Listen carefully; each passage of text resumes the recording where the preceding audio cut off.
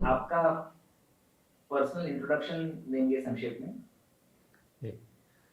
इस plastic recycling industry में मैं 2014 में आया था। तब मैंने पेट बॉटल रिसाइकलिंग इंडस्ट्री के बारे में जाना और एक वॉशिंग प्लांट डाला। वॉशिंग प्लांट डालते समय मैंने कई सारी चीज़ों का अनुभव किया, real time, bottle scrap, washing plant और एंड प्रोडक्ट्स के बारे में।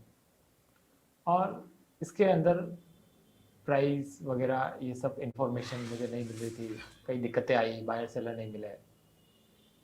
और धीरे धीरे मुझे ये इंडस्ट्री लगी कि ये इंडस्ट्री आगे जाके काफ़ी ग्रो कर सकती है और यहाँ पे बहुत ज़्यादा गैप है कई सारी चीज़ों का।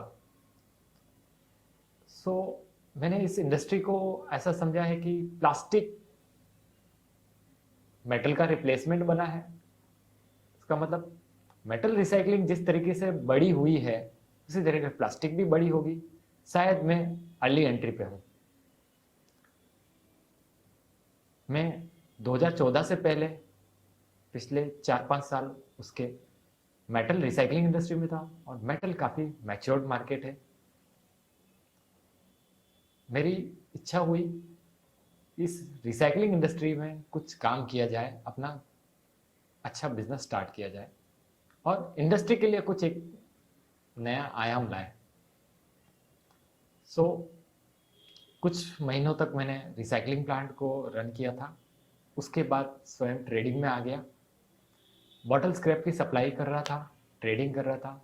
और धीरे धीरे इंडस्ट्री की समझ आई, इंटरनेशनल मार्केट समझ में आया, प्राइस क्यों बढ़ रहे घट रहे हैं, जिसकी ओरिजिनल इन्फॉर्मेशन मुझे आने लगी कि किन कारणों से प्राइस घटते बढ़ते हैं, क्यों डिमांड घट रही बढ़ रही है, जिसके बारे में कहीं कुछ पता नहीं था।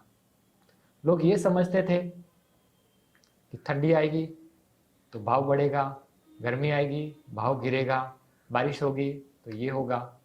ये सारे गलत मिथ है। हालांकि इस तरीके का होता ही नहीं था मार्केट पेट रिसाइकलिंग इंडस्ट्री में। जब मुझे पता चला और ये गलत इन्फॉर्मेशन से ये भी पता लगा कि इंडस्ट्री के प्लेयर्स काफ़ी बड़ा नुकसान झेल रहे हैं, क्योंकि उन्हें असली बात पता ही नहीं है कि भाव क्यों चेंज हो रहा है। ठंडी आ रही है भाव बढ़ेगा, उस चक्कर में माल रखते थे और भाव गिर जाते थे, क्योंकि डिमांड सप्लाई उन्हें पता ही नहीं होती थी। ओरिजिनली इंटरनेशनल मार्केट पता नहीं होता था। सो अनजाने में जो नुकसान कर रहे थे वो भी एक बड़ा इंडस्ट्री के लिए नुकसान था।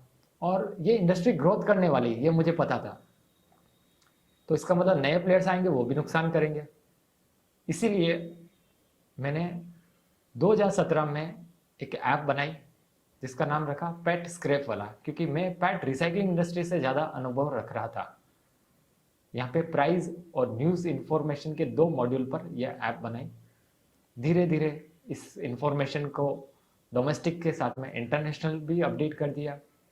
इंटरनेशनल अपडेट होने के बाद पेट रिसाइकलिंग में जो काम कर रहे हैं उन लोगों के फीडबैक आए कि सर प्लास्टिक जो है अदर पीपीएचडी एलडी इसमें भी कोई इन्फॉर्मेशन नहीं है, इसमें भी हमें जाने अनजाने में बहुत नुकसान लगता है, हमें बायर सेलर भी नहीं मिलते हैं, हम कैसे ग्रोथ करें इस बिजनेस में। आप इसके लिए कुछ अच्छा करें, क्योंकि पेट इंडस्ट्री को आपने अनऑर्गेनाइज सेक्टर को ऑर्गेनाइज कर दिया है, वैसे ही इस प्लास्टिक सेक्टर को भी ऑर्गेनाइज करें।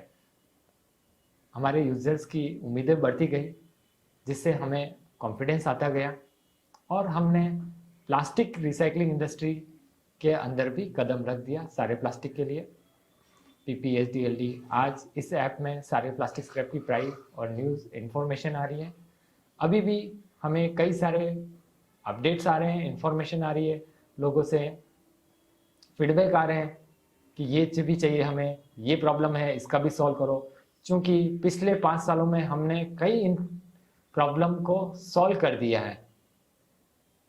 इस वजह से लोगों की उम्मीदें बढ़ गई है प्लास्टिक स्क्रैप वाला ऐप से, कि यही एक प्लेटफॉर्म है जहां से सही दिशा में काम बढ़ सकता है।